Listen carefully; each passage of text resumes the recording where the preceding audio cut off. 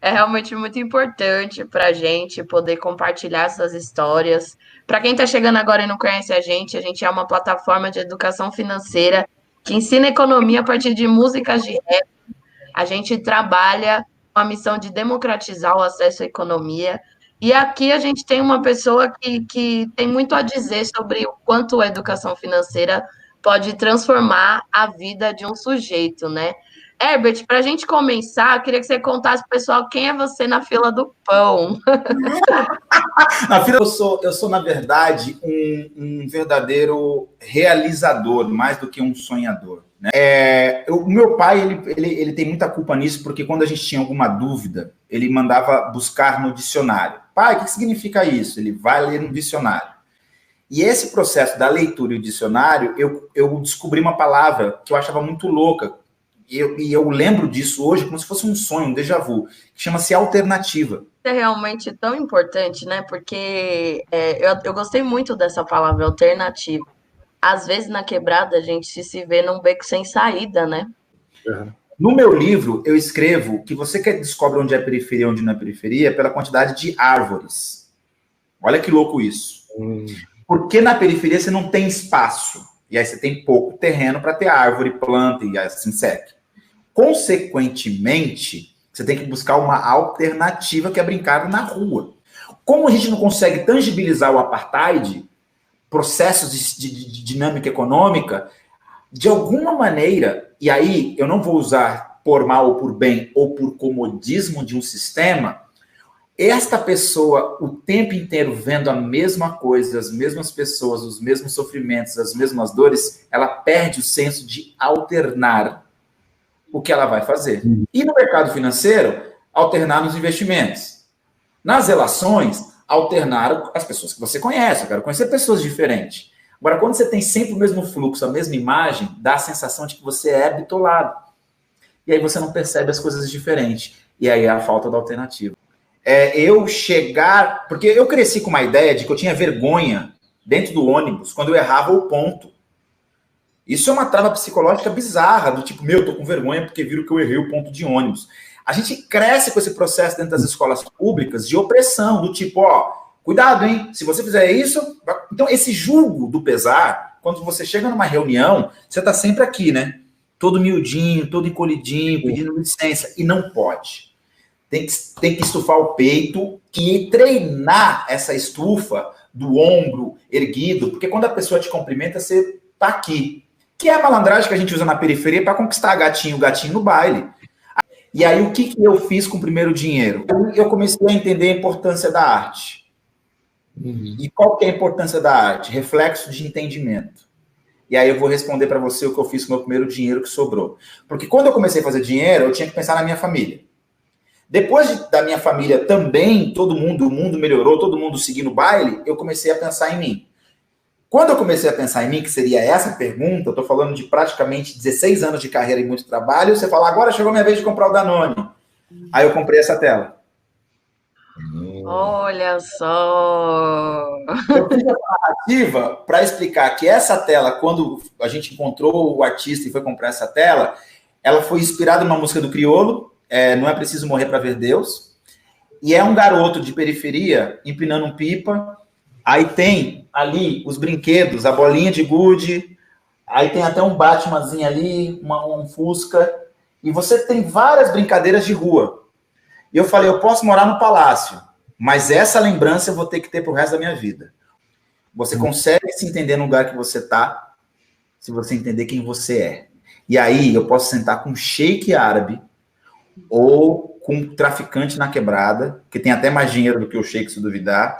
E a resenha está naquilo que você entende por aquilo que você vê. Então, em resumo, é a sua percepção de valor e não importa onde você vai pisar. Se é no palácio ou se é no barro. Então, você tem que saber pisar. Basicamente isso. Olha, eu tô assim, sem palavras, porque você tá batendo numa chave que é muito, muito, muito importante, assim, é uma coisa que a gente já fala, a gente expandir a noção de autoestima.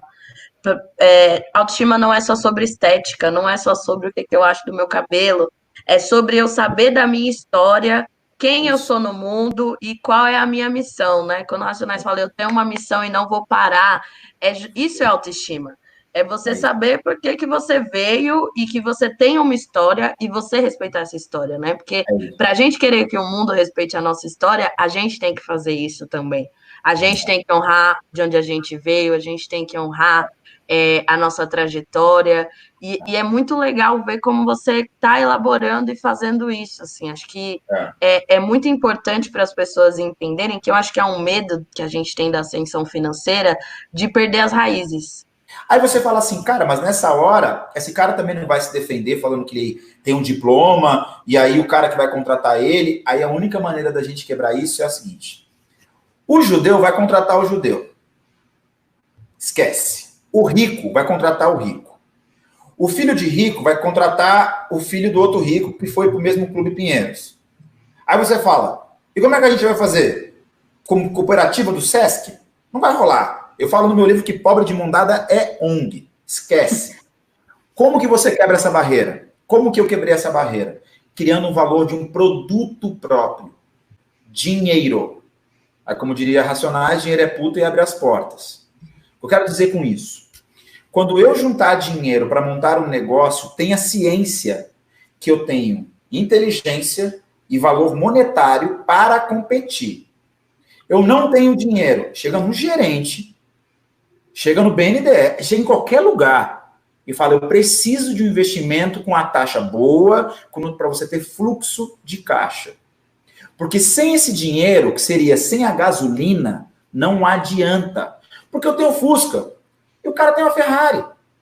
Ah, mas agora eles têm que olhar para a periferia, eles têm que ajudar. Eles não vão fazer isso. Nós somos maioria. Eles não vão fazer isso. Então, o único jeito que eu venci, primeiro foi pagando o meu preço para ter as minhas coisas para chamar de meu. Seja sua rede social, a porrinha do Instagram, ou a vendinha que você monta na periferia para vender no açougue, ou qualquer outra coisa que você faça, mesmo que como funcionário, busque ter propriedade. Porque sem ela, você não chega a lugar nenhum. A primeira é intelectual, a segunda é a racional, que é a sua capacidade, e a terceira é o dinheiro. Por isso, não trabalhe de graça para ninguém. Não aceite barato. Se tiver sem dinheiro, pede açúcar pro vizinho. Não vai na festa, fica em casa, não compra o tênis. Mas se começar ruim, se começar pequeno, se aceitar o pequeno, uma vez que você tem condição de dizer que você nunca vai ser valorizado. É por isso que a gente ganha menos. É uma matemática muito simples. O cara olha para mim e fala, quanto que vale? Eu falo 2 vezes mais do que o seu. Ele, por quê? Aí eu tenho que responder. Quando a gente fica com raiva, o que a gente faz? Se quiser, é isso mesmo. Aí passa a periferia. Aí o cara fala, mano, esse cara aí, ele é muito arrogante, ele é muito pesadão. Deixa ele lá. Aí a gente se afasta. E é assim que os guetos continuam. Mas e também de você ser capaz de reconhecer isso, assim, porque o nosso povo, pela questão da autoestima, tem uma dificuldade muito grande de se reconhecer. Quantas Sim. artistas pretas a gente tem que são chamadas de artesã, porque não conseguem defender o lugar da arte do que elas produzem, né? O branco enrola uma mangueira e é arte plástica. A gente faz tecidos manuais em crochê e é artesanato. Então, Foda, uma né? coisa também que eu percebi quando eu acessei o mundo dos ricos e dos brancos é que como você apresenta as coisas faz uma diferença muito grande na Boa, forma como as coisas são recebidas, boa, né? boa. Uma mesma coisa, assim, essa garrafa, ela pode custar R$ 10 e ela pode custar 1.500. Tem Boa. uma questão também de como é que a gente vende essa garrafa, como a gente É isso aí. apresenta essa garrafa, se ela veio É numa isso aí. sacolinha, se ela veio numa caixa, se É isso ela, aí. como é, não é? É isso. É isso. Como é que você conta para mim como é que você tem percebido isso? Uma coisa que eu aprendi com o Jay-Z, ele falou assim, o nosso problema é que a gente sempre quer comprar perfume doce. Passou um filme aí, né? Por isso que Victoria's Secret já está quebrando. Mas olha que interessante. Às vezes, é uma coisa muito boba. É uma coisa muito boba. Quando você pensa no perfume que você usa para a reunião que você vai, assim como você pensa no perfume que você usa para o passeio que você vai dar para os amigos. Primeira coisa que a gente tem que entender. Eu vou sair daqui e vou no ar-condicionado? Não. Transporte público. Não adianta. É isso que você tem. Transporte público. Então eu vou suar mais com um dia de verão, país tropical. Então tem que ter uma lógica aqui. Meu corpo vai transpirar mais. Doce demais vira azedo. Aí, segunda questão. O fato de você ter uma relação exterior, de conviver com mais vitamina D, com mais dinâmica externa, seja inclusive ela poluição, os seus poros reagem diferente a qualquer reação química. Daí vem, inclusive, o porquê que as pessoas acham que a gente é fedido, é suada, não sei o quê. Mas é uma questão totalmente física. Quando você usa um perfume muito forte ou muito doce, a soma do seu cheiro com essa soma do que você colocou de química, considerando o tempo do Uber, já dá uma parada. Que é a mesma coisa, na hora que eu vou para uma reunião, não adianta eu colocar a melhor roupa para parecer que eu sou o cara mais... Eu estou tremendo. Não. Que o valor não pode estar naquilo externo, tem que estar no interno. E esse exemplo que o Jay-Z me deu do perfume é interessante, ele fala isso numa música.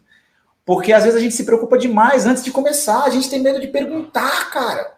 A gente acha que se a gente perguntar para alguém, a gente vai ouvir um sermão. Então, quando eu for comprar um perfume, quando eu entrar numa loja, quando eu for num restaurante, quando eu for pedir um emprego, quando eu for negociar um business, ou quando eu for conquistar uma namorada ou um namorado, o que quer que seja, a gente tem que estar bem, tem que estar legal, toma uma água, relaxa, chega cedo para não chegar ao... Tudo isso reflete na garrafa como você apresenta. E se a gente é submetido a uma ideia de você vai querer compensar. Não é à toa que a gente vê a cultura das correntes. Aí o Kanye West tem uma música assim: andávamos de corrente, lutamos para ser salvos, e agora a gente compra as nossas próprias correntes de ouro. Aí volta essa questão do perfume. Você tem o seu próprio cheiro, você tem o seu próprio valor, tem que estar na mente, tem que estar no que você percebe, tem que estar em como você se conduz. Isso é, em resumo, o que deu certo na minha vida para que eu pudesse vencer e não perder. E realmente entender que talvez na década de 80 a condição material era tão sofrida, tão estrangulada, que não tinha espaço para falar eu quero uma G3, eu quero um Audi. E agora, talvez, a gente já consegue falar, mano, eu quero sim, eu não quero andar de Uno, eu quero andar num carro da hora. Né? Mano. E tá tudo olha bem. Gabi, olha que bonito o que você está dizendo. A gente cresceu numa época, eu tô com 42 anos, que carro bom era carro importado. Sim. Era assim, ter carro. Se tem carro, meu carro é importado. Não, minto. Ter carro com ar-condicionado. Depois ter carro importado. E aí a gente comprava um carro, estamos em 93, eu comprava um carro de 80 e alguma coisa, mas ele tinha ar-condicionado. Ele era então você comprava o velho, que já não serve para nada, mas pelo menos eu tenho. Aí eu vou usar a palavra rico, mas riqueza do ponto de vista de conhecimento, tá? Não é de dinheiro. Ele vai lá e compra, mano, um Opala X ali do ano, vamos dizer assim.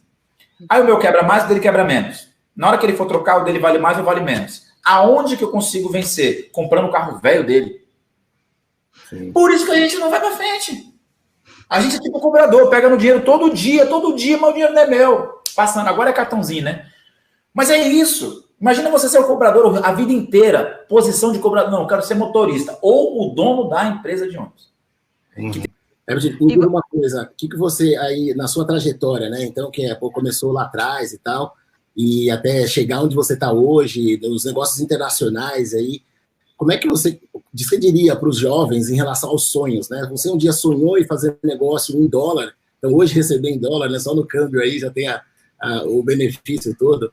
O que você diria para os jovens? A pessoa que está, né? Uma que está lá na quebrada, querendo começar, na dúvida ali de que área seguir, aquelas incertezas todas que rolam. E, enfim, que mensagem que você deixa para um jovem como esse? Sonhos são apenas sonhos, eles viram um pesadelo rapidinho. Né? Sonhar, tá lascado. Uma hora uma hora vira pesadelo. É importante ter determinação junto com o sonho. Persistência junto com o sonho, né? Então, esse processo. E aí, consequentemente, com essa determinação, você escolhe aonde investe melhor. Então, por exemplo, se eu sonhar em ser um advogado, a primeira coisa que eu vou fazer é ler muito, e aí leitura, ninguém pode reclamar hoje. Leitura é só ler. Então, um jovem hoje que quer ser advogado, doutor, leia. Primeiro que ler é bom para tudo, ler. Segunda coisa, aonde que eu frequento? Aquela frase, veja com quem tu andas e direito quem tu és, ela é muito boa. O que isso significa? Vou procurar um emprego de office boy. Eu vou trabalhar aqui na empresa da minha tia, ou não, se eu quero ser advogado, eu vou ser office boy no escritório de advocacia. Eu vou encher o saco do ficar lá na porta esperando os doutores e falar, deixa eu trabalhar aí. O cara fala, mano, eu vou deixar. Não preciso de você, paga metade. Eu venho andando, mas eu quero trabalhar aí. Eu andava a pé no centro da cidade para conseguir como é que chama lá, o passe, lembra do passe, o bilhetinho? Vai economizar um passe e comer um churrasco grego com suco grátis no centro? Hoje não. Hoje eu sou amigo do Alex Atala e almoço no Dom. Mas teve o churrasco grego.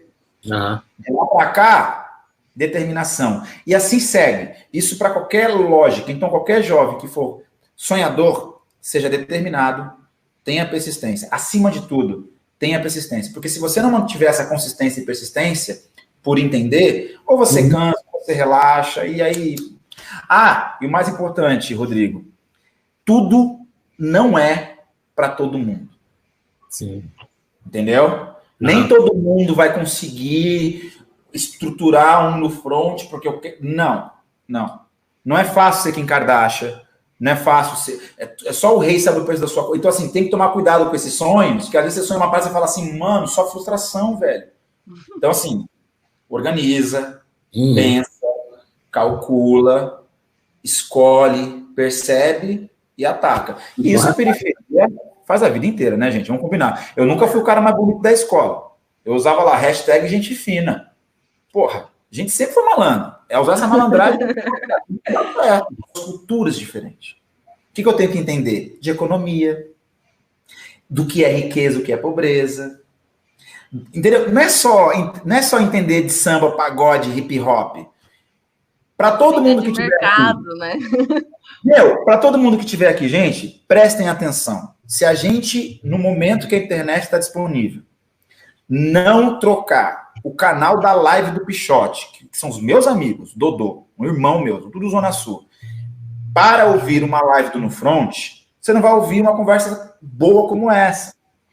E eu não estou dizendo que você não vai ouvir o Pichote. Eu também gosto do Pichote, eu também vou ouvir o Pagodão, eu vou ouvir o Hip Hop, eu vou ouvir o Mano Brown, eu vou ouvir tudo. Mas tem que ter o tempo disso, ter o tempo daquilo. O que isso significa? Uma conversa diferente aqui, uma conversa diferente lá. A outra coisa é do que a gente se alimenta. Então, às vezes, eu fico assistindo o quê? Game of Thrones a vida inteira. Mano, só assisto o preto. Mano, só assisto... Não adianta. Como é que você vai conversar com alguém que o seu repertório é limitado? E isso envolve conhecer o diferente. E dói. Você tem que assistir 3 vezes. Assim que foi para mim a língua. Aprender inglês para mim foi o meu maior diploma, Rodrigo. Porque na hora que eu chego para conversar e eu sei que vários CEOs não sabem nem inglês, eu falo, filho... Onde você vê o Sérgio Moro falando inglês, que vergonha, gente. Eu falo com o Sérgio Moro em inglês, então no mínimo isso me dá, fala, porra, mas eu tive que estudar, tive que correr atrás. Então faço cursinho, faz o que você quiser, mas faça alternadamente. Mas só de você assistir um seriado com a legenda em inglês e o áudio em inglês, você já... Porque hoje, uma tecla que eu bato muito, Herbert, é que hoje a gente tem ferramentas que não existiam há 15 anos atrás. Eu lembro que quando eu estava no começo da minha escola, que eu comecei a aprender a ler e escrever, para fazer pesquisa escolar era enciclopédia. Minha mãe comprou aquelas enciclopédias da Abril, que tinha lá uns 15, 20, e era a fonte de informação que a gente tinha para fazer trabalho de escola. Hoje tem o Waze. Hoje, com a internet, você consegue acessar bibliotecas de lugares do mundo, museu de qualquer lugar do mundo, consegue assistir filmes que eram impossíveis. A gente dependia de locadora para conseguir assistir as coisas. Hoje, com a internet, você consegue assistir qualquer coisa. Então, é muito importante essa chave da gente entender as ferramentas que a gente tem. Então, vou jogar videogame, vou jogar com alguém nos Estados Unidos para eu falar em inglês. Quer usar o Tinder? Vai para o Tinder lá dos Estados Unidos para você conversar e flertar com alguém em inglês. Que é a grande questão, né? Quando no front fala, a gente precisa aprender a falar de dinheiro, a gente precisa aprender a falar de negócio, a gente precisa aprender a falar de economia, mais do que falar de hip hop, falar de pagode, falar de funk. Porque se a gente se organizar, a gente dança o funk, a gente usa uma calculadora, a gente dá para fazer tudo. E olha, a geração dos nossos pais e a nossa geração, para quem for mais novo, para quem tiver aí nos 20. Então a gente está no meio aqui, né? Era bem mais difícil. E eles fizeram muitas coisas. Se a gente olhar a história do Brasil, o povo nordestino lascado fez muito mais do que muita gente hoje que ganha bolsa. O gueto sempre fez isso, é isso que a gente tem que sempre falar para as pessoas. Se a periferia do mundo não fosse inteligente, o mundo já teria acabado. E o sistema não quer deixar. Porque hoje, eu assisto uma live dessa na internet, não pago nada. Não pago nada. Você acha que o carinha lá que estudou bem pra caramba tá feliz com essa troca de informação? E não é porque eu sou fodástico, o Rodrigo ou a Gabi. Não, é porque todo mundo é, desde que entenda que para eles a internet rompeu fronteira. Aí você fica fazendo selfie o tempo inteiro, bonita pra cacete, e a outra menina que não tem nem Instagram tá montando a empresa dela. Tal. E aí você fica bonita pra quem? Porque, de novo, mora... Mas, like não paga boleto. Like não paga boleto. Não. E a gente está num momento em que as pessoas confundem, né? Eu acho que a discussão sobre representatividade confundiu a cabeça das pessoas, na medida das pessoas confundirem representatividade. Tem uma autora que eu gosto muito, chama J. Mombassa, e ela fala assim, que eu vou te mandar depois, tem um texto dela que chama Por uma Redistribuição da Violência Colonial e de Gênero. Quando eu li, eu falei, mano, redistribuição da violência, a mina é embaçada, assim. E ela fala uma coisa que eu acho muito louca, que ela fala assim, na ânsia de nos tornarmos visíveis, nós estamos nos tornando transparentes. E eu achei isso muito pesado, assim, porque a gente realmente não pode confundir visibilidade com ser transparente e entregar coisas que não precisam ser entregues, visibilizar coisas que precisam estar no off. Ó, tem gente que precisa pagar para dar valor. Entende? E nós, como seres humanos, precisamos entender que o que é bom custa. E aí tem uma coisa que eu sou meio xarope, tá? Tá vendo? Tudo nosso. A gente precisa começar cada vez a usar aquela frase, vale a pena.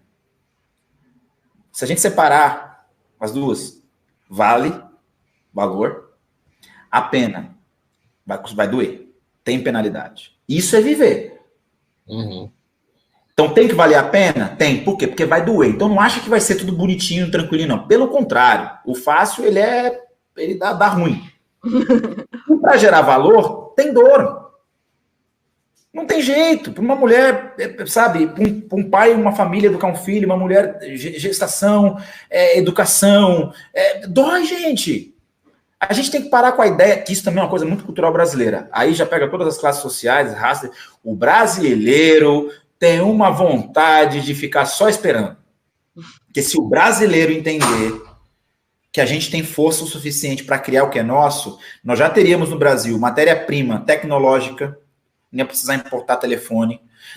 Não importa seu estudo, basta ter o diploma. Você vai ser estagiário. E daqui 30 anos, esse seu estágio, você não passa da segunda fase, na vida. E aí você tá triste. Aí você começa a namorar. Aí você engravida. Agora você tem que fazer a conta da gravidez, tem que fazer a conta da criança, tem que fazer a conta da vida. Aí onde eu vou morar? Putz, tô sem grana. Mora na casa da família. O que já acontece aí? Economicamente, você tem 30% de renda de déficit, que você já cresce com 30% a menos porque você está morando num barraco dentro de uma casa. E isso parece que não, mas muda toda a perspectiva quando a gente está na outra ponta. O que a gente viu na década de 90, quem tinha dinheiro do pagode, por exemplo? Quebrou.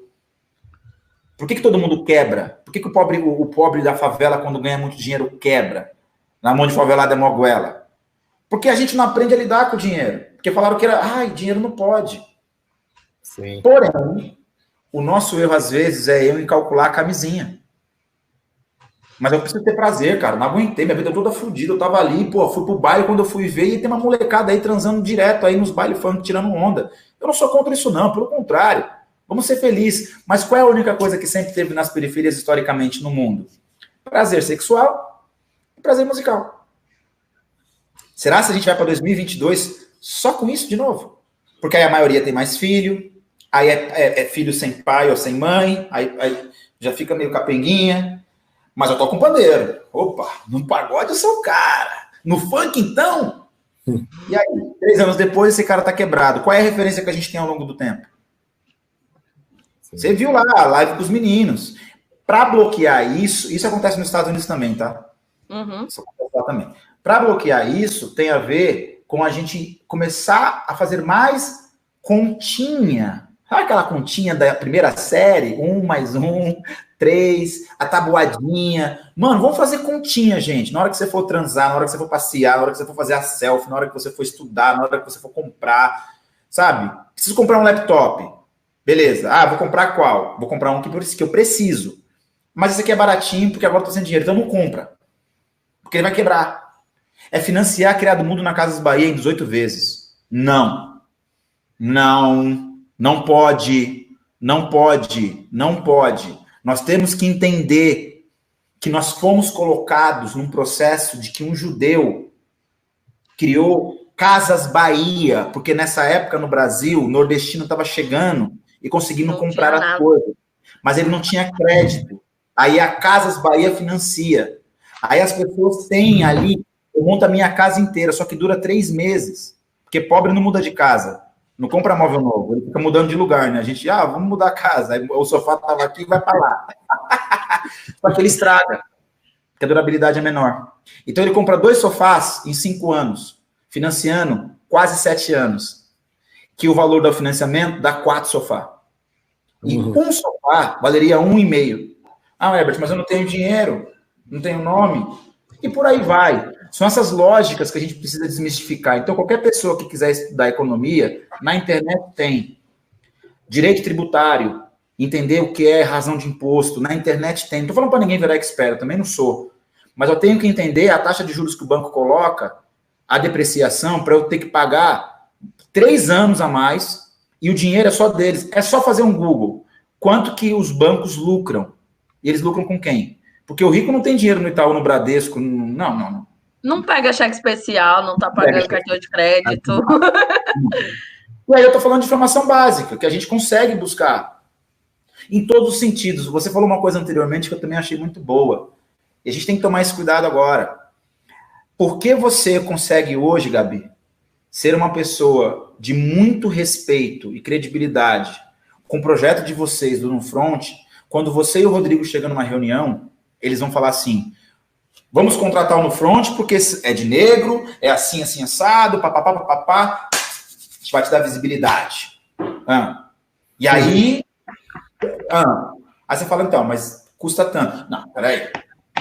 Eu já estou fazendo a minha parte. Não, então vamos fazer o seguinte: me dá a sua visibilidade, se for um canal de televisão, alguma coisa do tipo, e a cota comercial é minha, porque eu ganho 100% do comercial. Não. Aí não, peraí. Você está usando a minha cultura para gerar valor para a sua. E aí a sua, você tem abatimento de imposto por assistencialismo. E na minha, você não quer que eu ganhe? É a mesma matemática que comprar um chiclete na vendinha. Só que eles não querem que a gente saiba disso. Sim. Gente, assim, que aula a gente tá tendo, assim, eu tô de cara, porque, assim, essa live, ela realmente tem que entrar no curso para as pessoas, é muito rico essa conversa que a gente tá tendo, sabe? O pessoal tá comentando aqui, tá adorando, perguntou aqui, quem é esse? No front, quem é esse? Que homem visionário é esse? Gente, este homem visionário é Herbert Mota. Vou colocar aqui em destaque. Este é o livro dele, gente. Herbert, depois você vai contar para a gente onde é que o pessoal pode achar o seu livro. Movimento Logo Existo, do Herbert Mota. Gente, é muito importante a gente conhecer as narrativas de pessoas que vieram de onde a gente veio, entendeu? E a gente precisa se valorizar, não vai ser eles que vão valorizar. É aquela coisa do que o KLJ fala muito, não queira ser aceito. A gente tem também que construir os nossos lugares de referência, ao invés de ficar pagando pau para pessoas brancas que vêm de contexto já privilegiado, e a gente sabe muito bem, quando você tem um pai advogado, é muito mais fácil você ter um escritório, né? Diferente da nossa trajetória, onde nossos pais são cabeleireiros, são pedreiros, são outras coisas. Você comentou uma coisa, Herbert, que eu queria muito trazer de novo, porque eu acho que. E tem uma pergunta aqui também relacionada a isso. Você falou sobre a importância de não suprir questões emocionais com questões materiais. E eu achei muito incrível isso, porque você também trouxe, assim, muito bem resolvido que você consome coisas, assim, eu só ando de business class. Isso é uma resolução, assim, tá muito resolvido para você, e eu achei isso maravilhoso. Eu queria entender, assim, em que momento você descobriu isso, e como é que você fez? Tem até uma pergunta aqui. Como é que você fez para lidar com as frustrações? Assim, porque existe também uma tendência da gente descontar as frustrações no consumo. Eu tô chateado, eu vou comprar uma roupa, a pessoa tá se sentindo feia, quer mostrar que pode, né? Como é que foi isso para você? Porque eu acho que isso realmente é muito importante, é uma chave que permeia muito a relação da periferia com o dinheiro, essa ideia da gente compensar. Então, a gente quer estar compensando coisas. É um pai e uma mãe que trabalha a semana inteira e quer compensar afetivamente o filho, dando presente, né? São várias compensações que a gente cria com o dinheiro na nossa vida. Eu queria ouvir um pouco mais você sobre isso. Olha, assim, eu acho que as duas questões elas cabem em uma explanação prática, que é a fé. Por quê? Quando você tem fé, e aí não importa qual crença, pode ser na pedra, se quiser, não tem problema.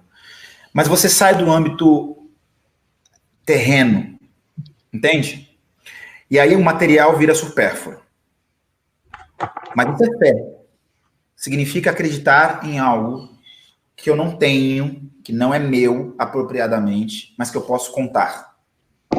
Você tem o acalanto, você tem o porto seguro. Pode ser, a gente traduz isso às vezes assim, eu tenho fé no meu pai, na minha mãe. Pode ser uma pessoa, mas a fé. Por que a fé é importante? Primeiro, quando eu não coloco que a business class é para que resolva a minha questão emocional, é porque o material não me compensa. Então, eu acredito em mim. Eu tenho fé em mim. E quando eu tenho muitas frustrações, se eu só acreditar nesta lógica do deu certo e deu errado, acaba. Quando eu tenho fé, eu levo isso para um campo de uma outra dimensão. E esta outra dimensão, que é o acreditar em coisas que ainda não são, mas hão de ser, é o que te faz continuar mesmo quando você está numas porradas.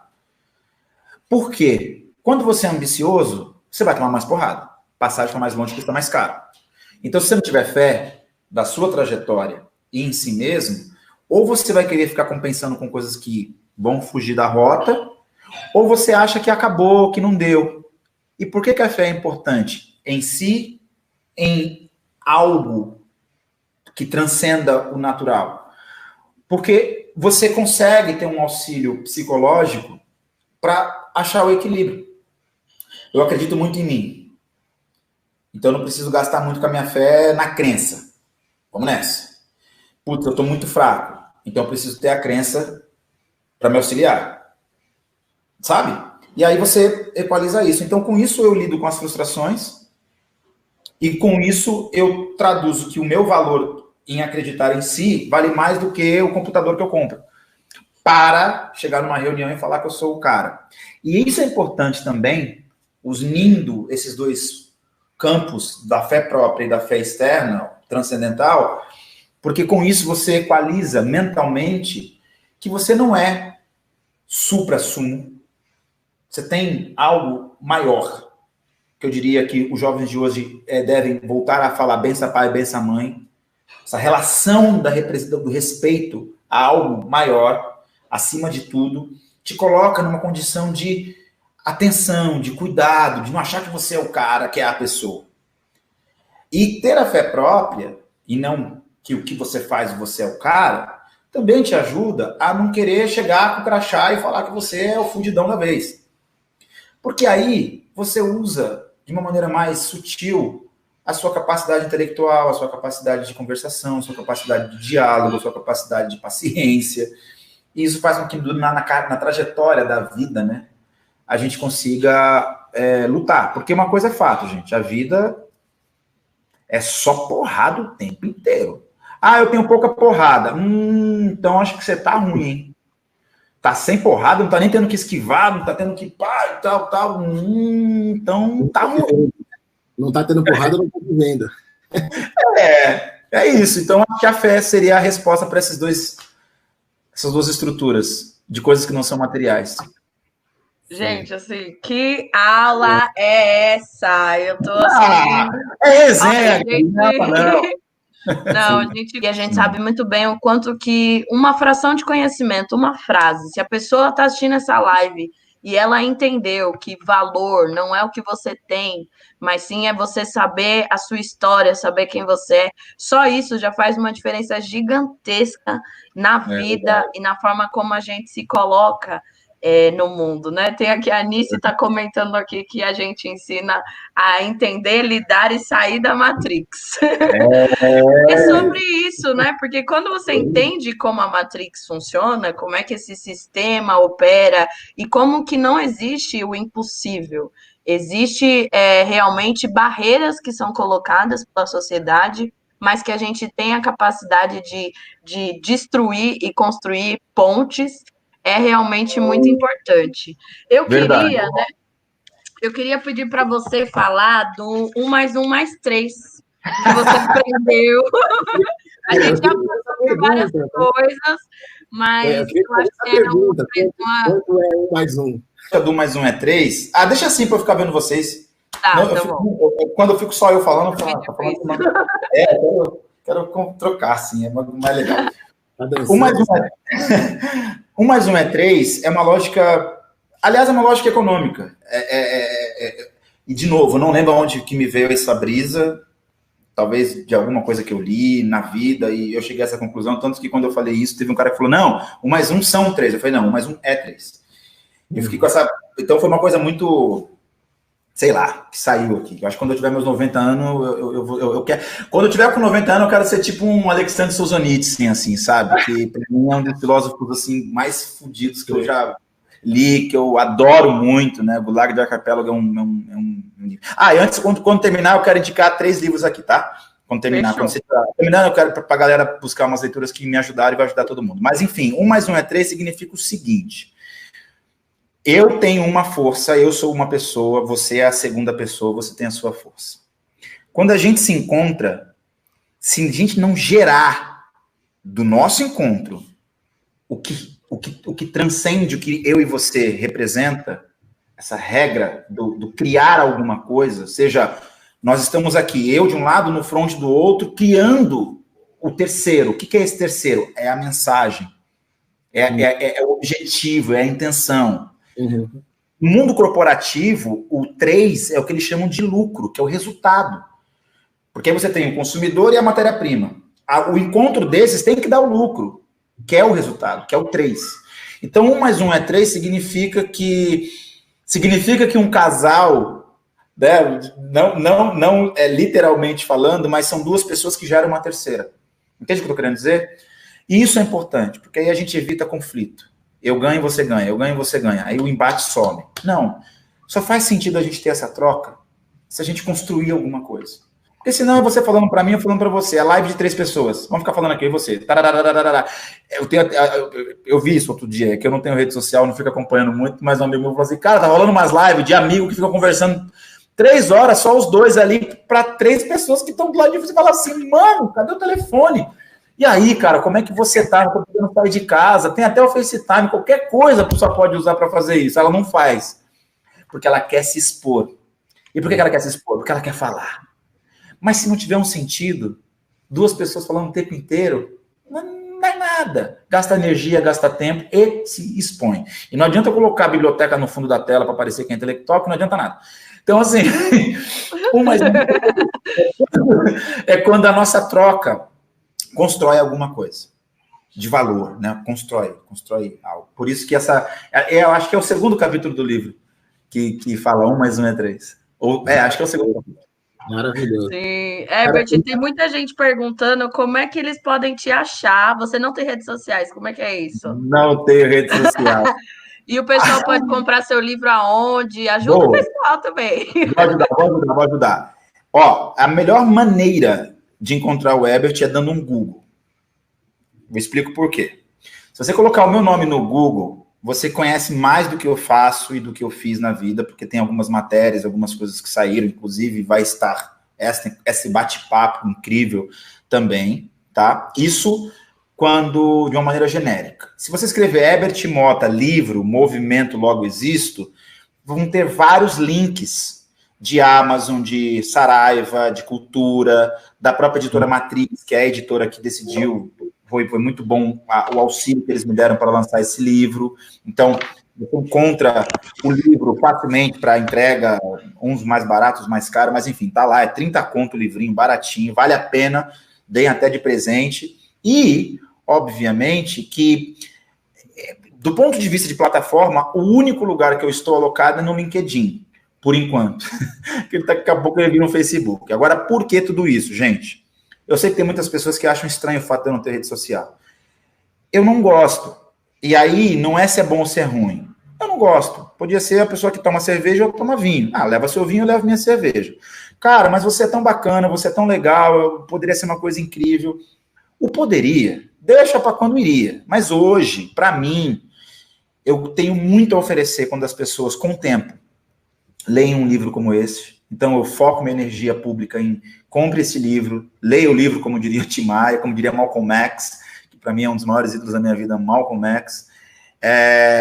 E, obviamente, que se é por uma razão comercial ou de trabalho, a pessoa vai me encontrar, consequentemente, também nessa gulgada, encontro o Herbert, e aí, se é business, a gente evolui para business, e se é um encontro social, a gente se encontra quando a pandemia acabar em qualquer boteco da esquina, ou em qualquer restaurante, ou em qualquer lugar do mundo, e até lá, eu confesso que eu sou um bom álcool gel para a mente, movimento logo existo. Mas é isso, eu acho que você sacou muito bem essa coisa de se fazer presente, ser transparente, né? Eu acho que é uma chave, assim, que a gente realmente precisa entender. O discurso sobre a representatividade acaba confundindo as pessoas e de achar que você tem que estar expondo tudo 24 horas do seu dia, vivendo um Big Brother.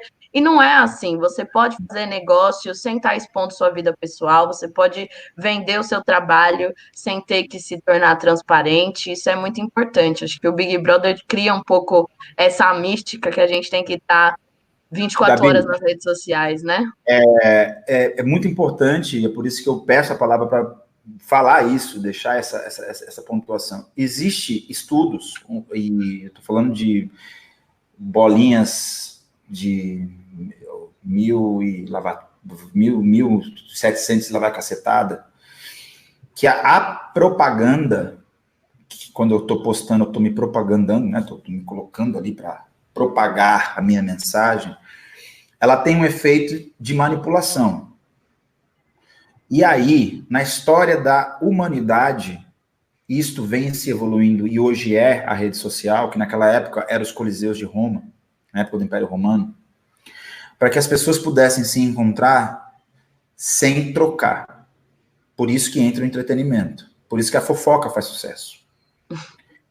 O Edward Bernard, ele é sobrinho de Freud, por exemplo, ele é o pai da propaganda, ele é pai das relações públicas, já é tempos modernos. E ele fala o quanto a propaganda nos Estados Unidos, principalmente, ele é americano, foi utilizada para os grandes líderes manipularem as massas. Porque é muito mais fácil eu me sentir pertencente a um grupo do que eu lutar para ter o valor do indivíduo. Só que quando eu tenho o valor de indivíduo único em favor do coletivo, eu não fico transparente. E aí esse coletivo tem força. Quando eu escolho só fazer parte de coletivo, de movimento, de hashtag, de tenho rede social, de ser famoso, quando fica só nessa dinâmica, e são poucas as que têm dinheiro disso, eu tô ali só para cumprir o papel. É um jogador de um clube que não é o Neymar e tá ganhando 5 conto. Não tá ganhando 5 milhões. Uhum. Então, temos que tomar cuidado que nos momentos atuais do mundo, a manipulação é a ferramenta que o sistema precisa usar para manter as pessoas bitoladas quando você tem mais acesso, mais alternativa e mais informações de qualidade. E não ficar assistindo Datena, CNN, Fantástico, ficar só na... Esquece. Esquece. Então, basicamente, é uma deixa que eu coloco aqui da importância de sacar que nós vivemos um momento muito bom para quem for malandro e perceber que é uma época de mudança no mundo inteiro. Estamos vivendo a relação de uma terceira guerra mundial. E eu acho que poucas pessoas que estão aqui viveram isso de fato. Eu acho que os nossos avós teriam mais capacidade, ou os nossos pais, de alguns, para dizer um pouco do que foi isso. E a gente foi criado que guerra é bomba na esquina, e não é. É bomba na mente, é bomba nas ideias, aí vem as manipulações políticas, e por assim dizer. Então, principalmente, o preto, pobre, favela, ele tem que se ligar nisso. Porque senão, realmente, como diria Racionais, negro limitado. É isso! Gente, assim, quando a gente tem o mesmo fundamento, é muito legal como as coisas fluem. Parece que a gente está aqui há 10 minutos e já estamos batendo aí 1h30. Vamos ter que se encaminhar para o nosso encerramento. Sim. Eu queria pedir para você, para a gente encaminhar para a nossa conclusão, para a gente pensar em 2 falas, assim. Uma, você já lidou com muitos artistas, com pessoas negras que ascenderam economicamente, e você já deve ter visto muitas montanhas-russas, né? Pessoas que fizeram dinheiro pra caramba, em questão de 2, 3, 5 anos, perderam tudo e Sim. voltaram para uma condição de necessidade. Então, eu queria que você trouxesse, assim, uma orientação, uma dica que você dá, sobretudo para os artistas que estão começando agora, que podem estar assistindo essa live, para se blindar um pouco disso, assim, de entender que o mercado oscila e a pessoa, não é porque ela está fazendo 5 shows por fim de semana agora que isso vai acontecer daqui a 5 meses, né? Então, eu queria que você desse um pouco de dicas para os artistas em relação a essa oscilação que existe em qualquer carreira, até os Racionais já passaram por momentos como esse e eles falam sobre isso. E a segunda, as recomendações aí que você traz de leitura, de filme também. Conversando com você, eu lembrei muito do filme do pai da Black Music, o The Black Godfather. Eu lembrei demais, assim, eu acho que a gente tem o nosso The Black Godfather brasileiro aqui. Clarence Evans, né? Clarence Evans. Eu vivi isso e fiz muito isso, né? Até porque o próprio Obama já tive a oportunidade de estar com ele lá nos Estados Unidos. E ter essas pessoas ídolos, né? Ou grandes personalidades por perto, eu diria o seguinte: tudo leva tempo. E o tempo é o maior luxo do mundo. Não é carro, não é dinheiro, não é sucesso, não é fama. Não é business class. O maior luxo do mundo é o tempo. E se você investir bem no tempo, você obviamente vai saber melhor como lidar, porque você está se preparando. Sim. Na hora que acontecer, você vai saber valorizar, porque você está vivendo o seu melhor momento, porque o tempo é seu, né? Você que chegou até lá, né? Chegou no pódio, levanta a taça. Então, valorize esse tempo. E que o tempo é muito maior do que aquele momento. Consequentemente, é tudo passa, nada é eterno. Vários artistas que eu já trabalhei, que eu trabalho, o Lázaro Ramos fala sempre, você não é milionário porque você é muito honesto, você é sincero. Aí um cara veio falar comigo um dia e falou assim, tô conversando com você, porque um baiano até, Lazinho falou que você é a pessoa que eu podia confiar. E o que eu quero dizer com isso? É que não tem preço você poder dormir no seu travesseiro tranquilo. Um artista, uma celebridade, um empresário, um pai, mãe, ou um estudante, ele tem que entender o tempo. Porque o tempo é o maior luxo do mundo. Aí vem aquela frase comum, tempo é dinheiro. O que isso significa? Se eu valorizo o tempo para aprender e depois uso o melhor tempo do que eu criei para capitalizar, mais tempo eu vou ter depois para guardar. Então, não queiram nada de imediato, porque não funciona. O que vem fácil vai fácil, o que começa rápido acaba rápido. E, acima de tudo, ninguém é eterno. Então, se eu sou um cantor, fiz sucesso hoje, eu não posso fazer sucesso de uma música. Eu tenho que ter uma carreira. Para ter uma carreira, eu preciso trabalhar, ensaiar, treinar, me preparar. Se eu sou um atleta, trabalhei muitos anos com o Anderson Silva, e o treino assim, 3 meses de treino para 30 minutos de luta. Cara, é muita coisa. E a gente tem que olhar para isso com um viés de importância, porque às vezes a gente fica revoltado com a vida e aí a gente quer acelerar. E aí faz a curva errada e dá ruim. Por isso que vários artistas brasileiros, a maioria das periferias, isso acontece nos Estados Unidos, isso acontece aqui, quebram. Então, hoje, eu decidi que quando eu fiz o meu dinheiro, eu ia criar a minha fazendinha, o meu território, para não viver na senzala. Então, o tempo que eu invisto na minha carreira é saber que eu tenho que construir isso com o tempo.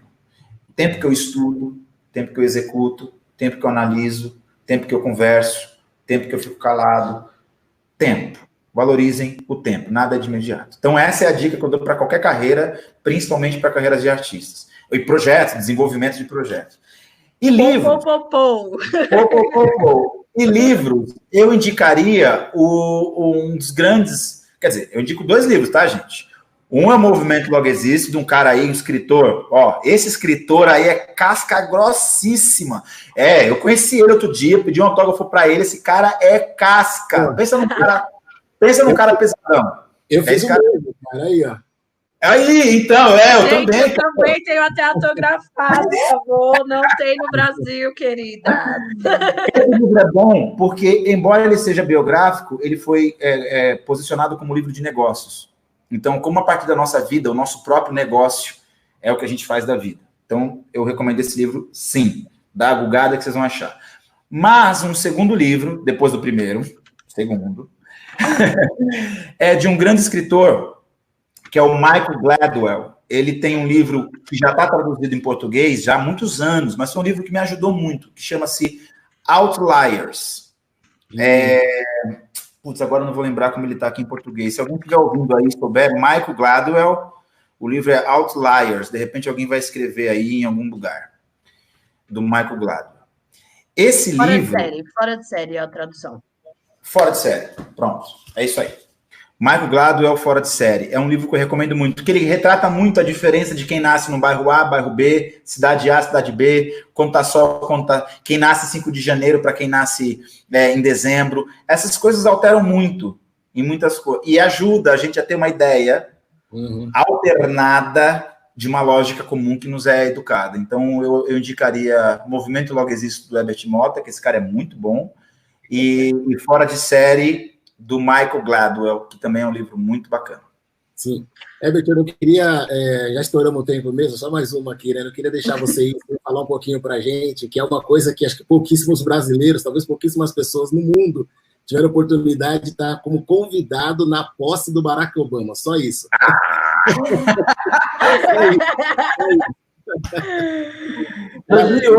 2008.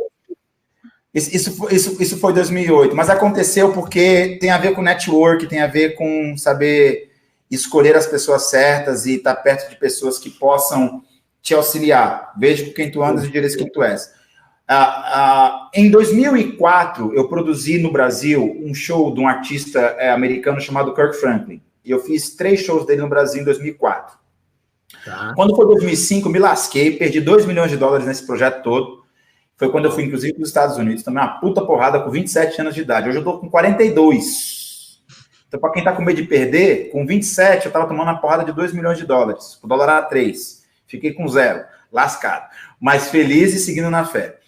Porém, um dos instrumentistas dessa turnê, dessa gig, era o Andrew Goucher, que ficou muito amigo meu.